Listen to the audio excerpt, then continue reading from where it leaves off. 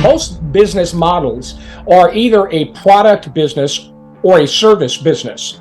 But in ours, it's kind of a hybrid, and I love that because my opinion is we've got products that are ever changing, ever improving, and processes. Plus, you're getting to continue your education, if you will, every week by asking questions, getting new things, new ideas, learning new technologies. I like to say it's getting your PhD in business, and you're plugged into a community group, except it's not costing you $100,000 and 4 years later to be able to get that knowledge. We all have life experiences and business experiences that we collaborate, we share, and you're getting that community of continual learning things you didn't know before.